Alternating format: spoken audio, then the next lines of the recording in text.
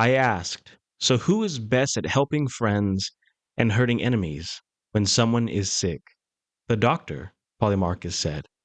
And who does that best during a dangerous sea voyage? The ship's captain. And in what kind of situation is the just man best at helping friends and harming enemies?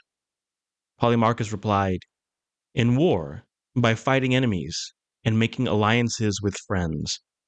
But when someone is healthy, my dear Polemarchus, do they need a doctor? No, they don't. And someone not sailing doesn't need a captain either, right? So would you say that justice is useless in times of peace? By Zeus, no. I wouldn't say that at all. Polemarchus continues to define justice in technical, transactional, and militaristic terms. It is most useful in war to help friends and to hurt enemies. Socrates begins to press him on the limits of that view. When following the thoughts of Polemarchus to their logical conclusion, Socrates wonders if Polemarchus thinks justice is then useless during peace. Polemarchus resists this conclusion, sensing that something with his previous assumptions must be wrong. In Christianity, justice is not primarily about war, but about peace, righteousness, and a right relationship with God and neighbor. The fruit of righteousness is sown in peace by those who make peace. James 3:18. Justice then is not circumstantial, only useful in danger or war or limited moments, but is foundational to how a Christian lives at all times. Blessed are the peacemakers, for they shall be called sons of God. Matthew 5:9. Saint Basil the Great reminds us, it is not he who begins a war who is righteous, but he who loves peace and works righteousness, clarifying that justice must serve peace, not war. Polemarchus's view is pagan and limited. Socrates begins to expose its inadequacy. Polemarchus asserts that the just man is skilled at hurting his enemies, but Scripture is completely opposed to this notion. Do not repay anyone evil for evil.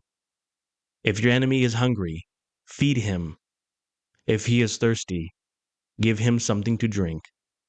Romans 12:17-20. This teaching goes beyond Polemarchus's view.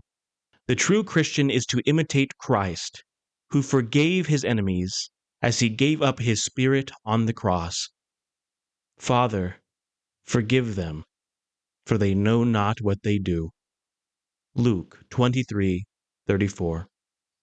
Saint Ambrose of Milan writes, he who does not love his enemy is far from the likeness of Christ. Antithetical to Polemarchus's claim, the Christian view of justice rejects retribution, even against one's enemies, because all are called to mercy and redemption. Socrates ironically suggests that if justice is only useful in war, then it is useless in peace. This provokes Polemarchus to reconsider his position. In Christian thought, peace is the highest condition in which justice is fulfilled, not suspended. St. Augustine himself defines peace as the tranquility of order, and true justice is part of that order. In heaven, where there is no war, there is perfect justice, because God's will is done. Matthew 6:10. Thy will be done on earth as it is in heaven. This shows us that justice is not reactive to the world, such as in times of war, but is proactive in its mission. It shapes how we live with others, even in times of peace, when love, mercy, and charity can truly flourish. Polemarchus treats justice like a tool to be used in only certain situations, like medicine from a doctor or sailing from a captain.